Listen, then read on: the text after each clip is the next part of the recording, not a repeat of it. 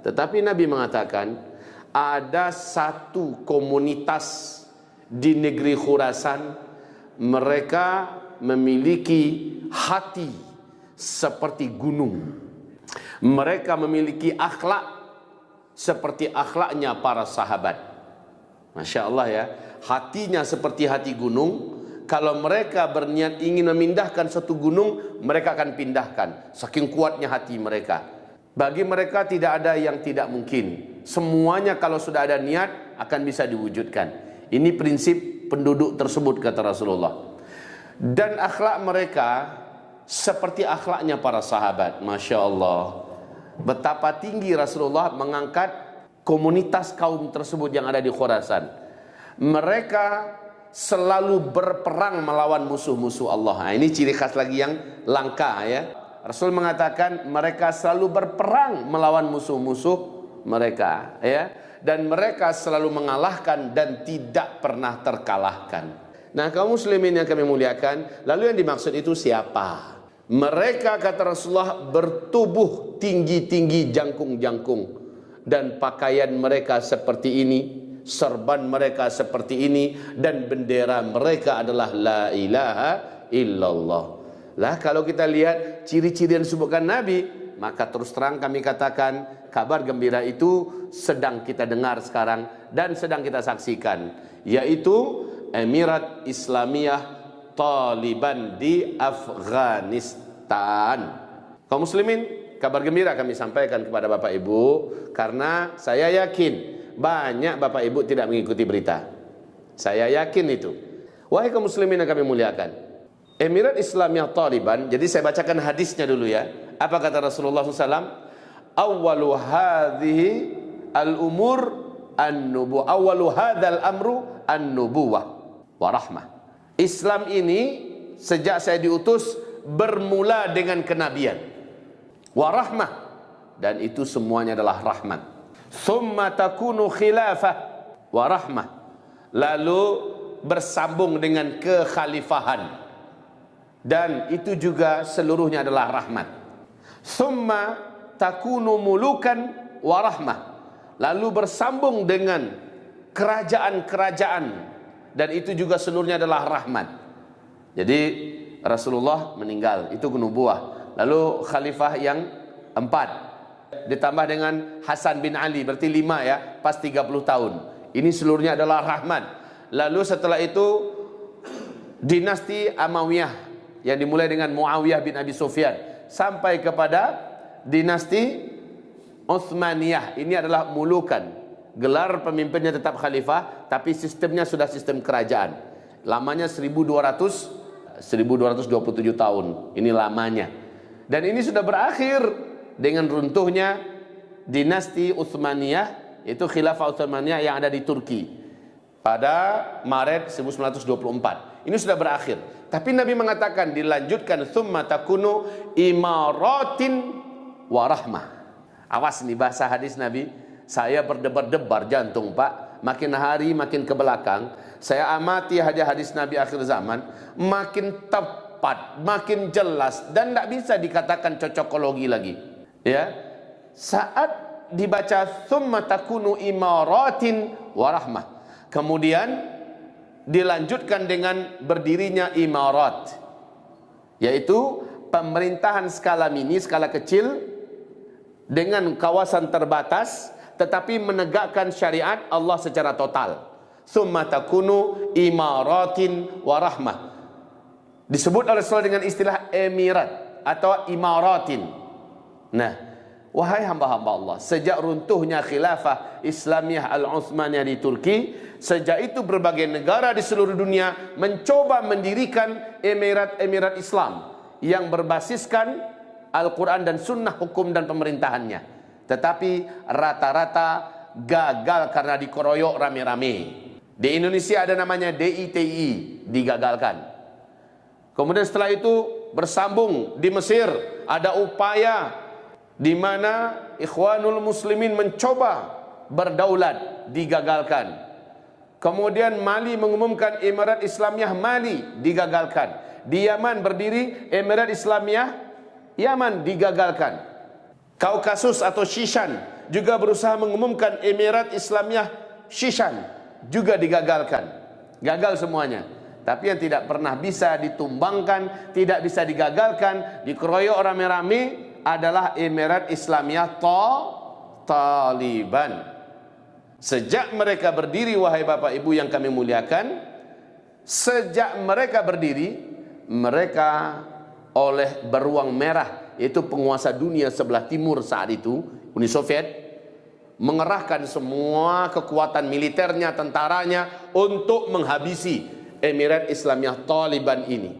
Saat itu Amerika ikut membantu dan membela Emirat Islamiyah Taliban. Tapi mereka tahu sajalah kita main belakang-belakang aja, Pak. Seluruhnya mengandalkan kepada perjuangan total jihadnya para mujahidin Emirat Islamiyah Taliban. Hancur lebur Uni Soviet. Mereka menjadi negara yang pecah berkeping-keping, kecil-kecil, ya. Lalu yang paling besar sekarang cuma Rusia.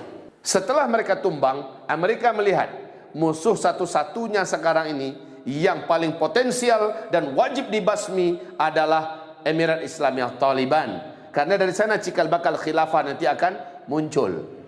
Maka mereka melihat bagaimana Emirat Islamiyah Taliban mengumumkan pemerintahan Islam di Afghanistan, total menjalankan Al-Quran Sunnah sebagai hukum dan dasar undang-undang negara. Wow, seluruh media dunia sepakat membuli Emirat Islamiyah Taliban, menyebarkan isu-isu pembusukan terhadap pemerintahan Emirat Islamiyah Taliban. Lalu Amerika membuat rekayasa menghancurkan gedung WTC. Ya, 11 Maret 2000 berapa? 2000 WTC dulu berapa? Nggak lupa, Pak. Pokoknya WTC, Ustaz. Lah hancur WTC itu, maka Amerika akhirnya membahasakan inilah dia perang salib. Kita kejar, teroris itu adalah Islam. Sumbernya dan pusatnya adalah Afghanistan. Karena cuma Taliban, Emirat Islamiyah Taliban lah satu-satunya yang masih betul-betul gagah mengumumkan pemerintahan Islam dengan basis Al-Quran dan Sunnah sebagai undang-undang dan hukum negaranya. Dengan itu Amerika gerakkan semua PBB dengan pengumuman perang salib. Kemudian mereka minta bantuan kepada NATO. Seluruh negara-negara Eropa bergabung. Jermannya, Belandanya, Perancisnya, Inggrisnya, Skotlandianya, semua bergabung bersatu bersama Amerika Serikat mengeroyok Emirat Islamiyah Taliban. Hanya 6 tahun, Pak, mampu Emirat Islamiyah Taliban bertahan. Kemudian Emirat Islamiyah Taliban kembali mundur, ya, mundur, dan lalu Amerika membuat pemerintahan boneka yang sekarang dipimpin oleh siapa namanya? Ya, kalau sebelumnya adalah Hamid Karzai, sekarang ini adalah Ashraf Ghani kalau nggak salah namanya, ya. Ini yang sekarang menjadi presiden boneka dengan pasukan mereka sekarang ini jumlahnya 300.000 militer dan ditopang sepenuhnya persenjataannya, alutsista daratnya, udaranya, ya, untuk menggempur Emirat Islamiyah Taliban. Tapi 20 tahun peperangan terlama Amerika Serikat. Ini peperangan terlama, Pak. Amerika Serikat, ribuan tentara mereka mati yang pulang stres dan gila. Dan tidak terkira miliaran, ya, ratusan miliar dana mereka habis dalam peperangan terpanjang ini. Dan mereka akhirnya angkat bendera putih, nyerah kepada Emirat Islamiyah Taliban. Sehingga Panglima Tempur Amerika Serikat yang bertugas di Afghanistan mengatakan Taliban tidak akan pernah bisa dikalahkan. Itu bahasa dia. Ini baru beberapa hari yang lalu, Pak. Emirat Islamiyah Taliban tidak akan pernah bisa dikalahkan. Padahal itu sudah Amerika, PBB, NATO semua mengeroyok, tidak bisa dikalahkan. Dulu beruang merah, yaitu Uni Soviet, tumbang seluruhnya, hancur berkeping-keping, lalu diganti oleh Amerika, dikeroyok pakai NATO, ya, semua militer mereka ikut. Tapi seluruhnya angkat kaki dalam keadaan hina dan malu, hina sehina-hinanya. Saya lihat bagaimana video mereka keluar dalam keadaan gak ada gagah-gagahnya lagi, Pak, keluar dalam keadaan malu, ya, tidak bisa bicara apa-apa dan tidak punya daya tawar apa-apa Amerika terhadap Emirat Islamiyah Taliban. Mereka dipastikan harusnya 11 September 2021 ini sudah keluar semua tapi sekarang mereka percepat. Apa kata Joe Biden? Kami tidak akan lagi mengambil risiko dengan mengirimkan tentara-tentara militer kami ke Afghanistan. Kami tidak akan lagi mengambil risiko. Ya. Jadi sudah mereka akhiri. Dari Donald Trump yang begitu garang dan ganas, ciut nyalinya di depan Taliban. Sekarang Joe Biden mengatakan dipercepat. Sekarang semua dari NATO, Pak, sudah hampir seluruhnya selesai angkat kaki. Yang agak sedikit bertahan militer dari Turki, itu pun untuk mengamankan bandara Hamid Karzai demi keamanan diplomatik katanya. Tapi Taliban berkata, wahai Turki, walaupun Anda Muslim, tapi Anda bergabung dengan NATO, dan kami tidak rela ada pasukan asing di sini. Kami anggap bila Anda tidak keluar, Anda adalah agresor, Anda adalah penjajah, kami akan tempur Anda. Ya, Anda pulang atau kita perang. Itu kata Taliban kepada pasukan Turki. Dan sayang sekali dalam hal ini menurut saya, ya, ini bukan bicara politik yang kosong ya Pak ya, Ibu, dalam hal ini Erdogan masih mencoba mengingatkan Taliban, ya, dan bahasa Erdogan ini masih bahasa orang umum, bukan bahasa orang yang mengerti seluk-beluk yang cerdas. Dalam hal ini Erdogan menurut saya dia sangat lemah, ya.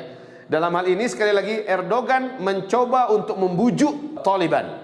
Lalu apa kata para pengamat dari Inggris, dari Jerman, dari Amerika? Apa kata mereka?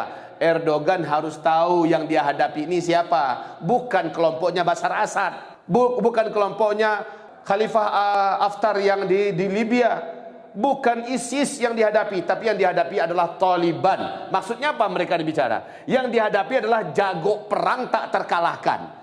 Siapapun Turki, ya, jangankan Turki, Uni Soviet saja hancur. Jadi dalam hal ini semoga Turki saat pertemuan nanti dengan Taliban mendapatkan jalan yang baik buat mereka. Jangan mereka mau diadu sesama Muslim. Dan Taliban sudah final.